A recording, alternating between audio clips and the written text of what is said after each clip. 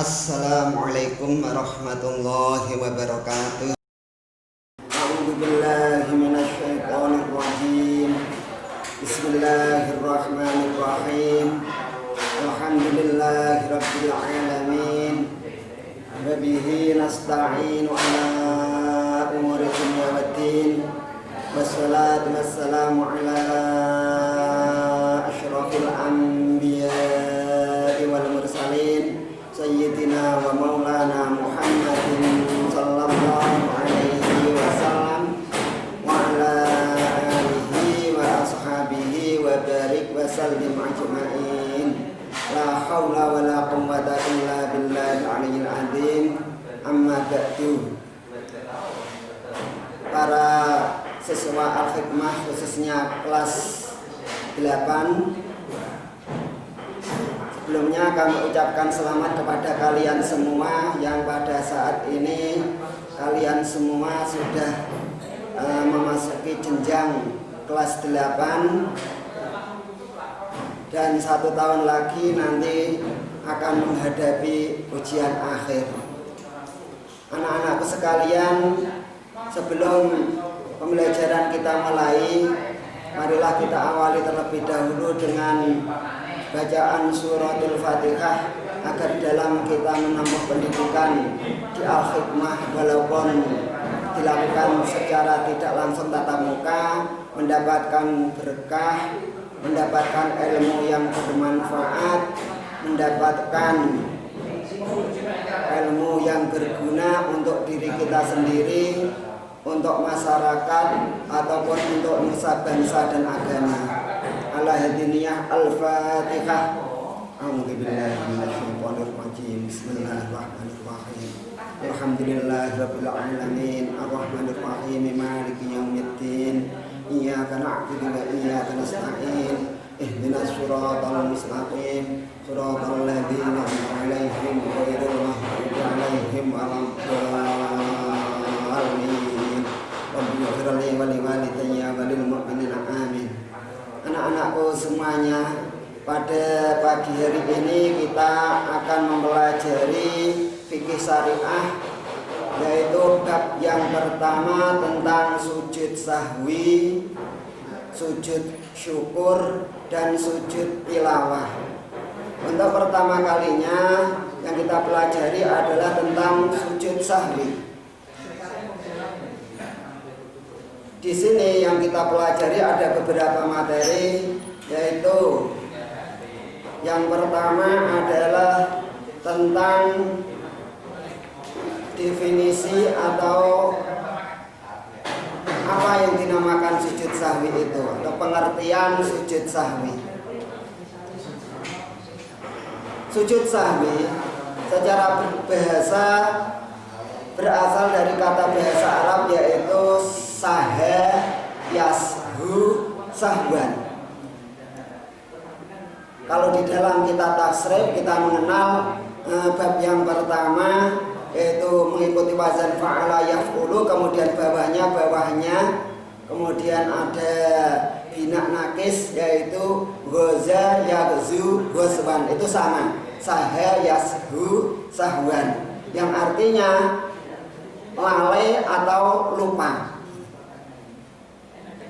Kemudian secara istilah yang dinamakan sujud sahwi adalah sujud 2 kali yang dilakukan karena seseorang meninggalkan sunnah ab'ad, meninggalkan atau ada kekurangan atau kelebihan rakaat, ataupun karena ragu-ragu jumlah rakaat dalam salat yang dikerjakan.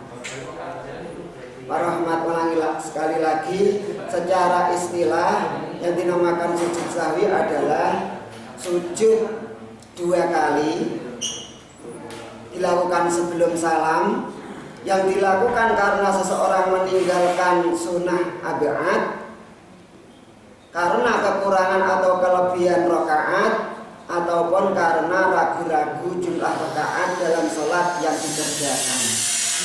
Itu pengertian dari sujud sahwi. pada waktu kita mengerjakan sholat, beberapa amalan yang kita kerjakan itu semuanya tidak semuanya rukun sholat.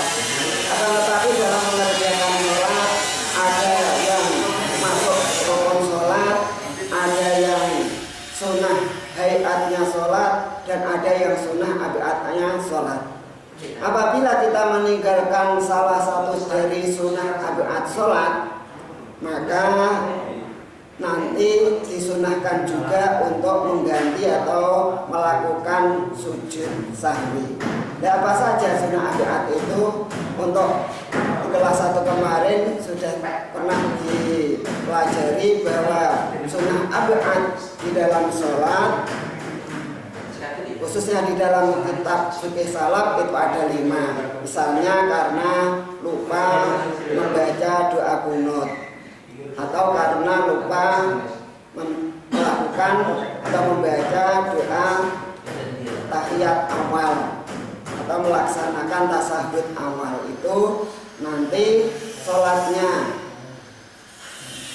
tidak usah kembali lagi untuk melakukan tahiyat tasahud awal padahal sudah berdiri. Maka kalau itu dilakukan sudah berdiri rakaat yang ketiga, kok kembali lagi duduk untuk mengerjakan tahiyat awal, maka sholatnya menjadi batal karena mengerjakan sunat padahal sudah mengerjakan rukun.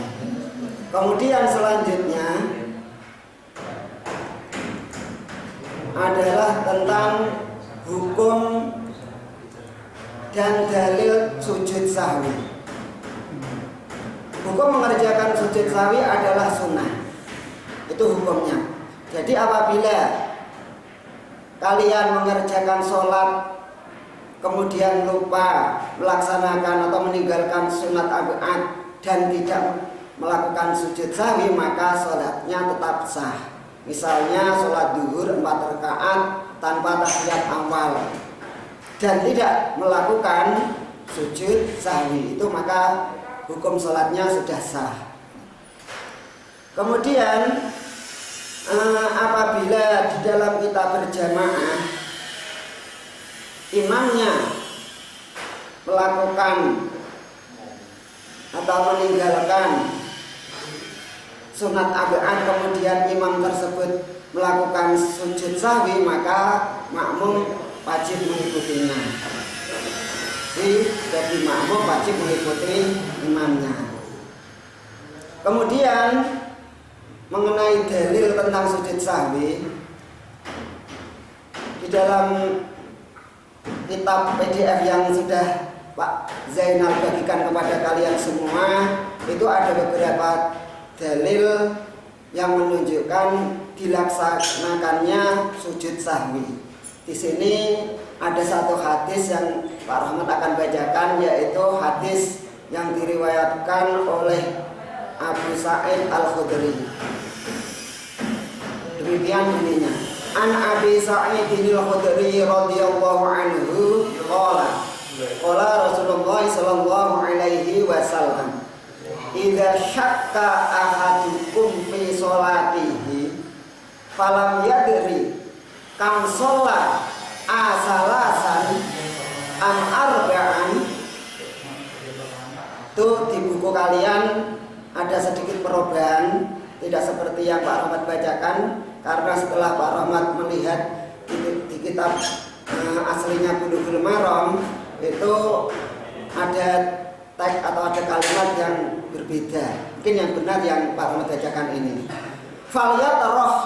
Falyatrah syakka wal yabna ala mastaiqanat thumma yasjudu sajdataini qabla ayyusallima fa in kana shalla khamsan syafa'na lahu sholatahu wa in kana shalla tamaman kanata targhiman lisyaiton, rawahu Muslim. Artinya dari Abi Sa'id Al-Khudri radhiyallahu anhu berkata, Rasulullah sallallahu alaihi wasallam telah bersabda, apabila seseorang di antara kalian ragu pada waktu sholat apakah telah 3 rakaat atau 4 rakaat, maka hendaklah ia meninggalkan keraguan itu dan memantapkan apa yang diyakininya. Kemudian sujud 2 kali sebelum salam. Maka bila ia telah sholat 5 rakaat, maka genaplah sholatnya. Dan bila ternyata sholatnya sempurna, maka kedua sujud itu sebagai penghinaan kepada syaitan. Hadis riwayat Muslim. Itu tentang dalil dilaksanakannya atau disunahkannya melaksanakan sujud sahwi. Kemudian selanjutnya tentang apa yang menyebabkan kita disunatkan untuk melakukan sujud sahwi. Di depan di dalam definisi sudah kita jelaskan ada beberapa hal kenapa seseorang melakukan atau sunnah melaksanakan sujud sahwi. Sebab-sebab sujud sahwi yaitu 1. Meninggalkan sunnah ab'ad seperti tasahud awal, seperti doa kunut pada waktu sholat subuh, doa kunut pada waktu sholat witir separuh yang kedua pada bulan Ramadan. Kemudian lupa sudah tahiyat awal tetapi lupa membaca bacaannya. Sudah tahiyat awal tidak membaca doa tahiyat awal atau tidak membaca tasahud awal, itu juga kesunatan untuk melaksanakan sujud sahwi. Penyebab yang kedua, ragu-ragu dalam hal meninggalkan sunnah ab'ad. Contohnya, apabila kalian pada waktu mengerjakan sholat, aku mau wes donga kunut apa urung ya? Sungguh apa? Ragu-ragu. Karena bacaannya cepat mungkin. Nah, itu pada waktu sebelum salam nanti juga disunahkan untuk melaksanakan sujud sahwi. Kemudian penyebab yang ketiga adalah mengerjakan sesuatu yang membatalkan sholat jika disengaja, seperti menambah rukun sholat. Itu apabila sengaja menambah rukun sholat maka sholatnya menjadi batal. Tetapi apabila tidak disengaja, misalnya terlanjur sholat sampai 5 rakaat, pada waktu tahiyat akhir baru teringat bahwa ini adalah rakaat yang ke-5. Nah, itu sebelum salam juga disunahkan untuk melakukan sujud sahwi.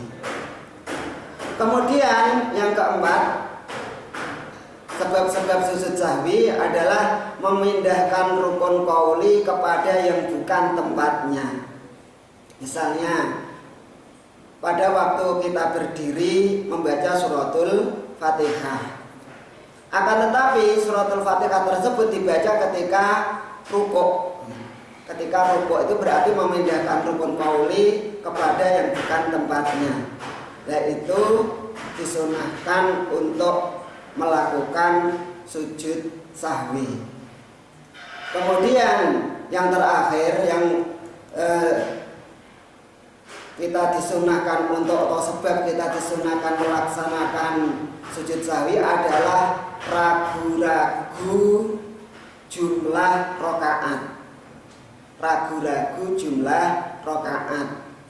Misalnya kita mengerjakan sholat duhur. Ketika kita sudah mendapatkan 4 rakaat, hati kita ragu-ragu iki rakaat yang keempat atau rakaat yang ketiga.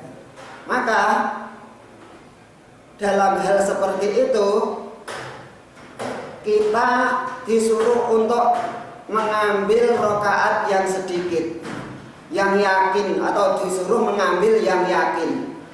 4 rakaatnya ragu-ragu, 3 rakaatnya sudah yakin, maka yang diambil adalah 3 rakaat, nanti menambah 1 rakaat lagi, dan sebelum salam kita disunahkan untuk melaksanakan sujud sahwi. Tidak boleh mantep-mantepan. Tidak boleh mantep-mantepan. Oh, aku mantep papat. Tidak boleh. Kecuali kalau memang yakin atau ada ilmu, misalnya kalian mendengar orang batuk, tadi kalian apa? Bahwa itu adalah rakaat yang keempat. Yakin, nah itu berarti apa? Boleh tidak usah sujud sahwi, tetapi mengambil yakin karena ada ilmu, teringat tadi.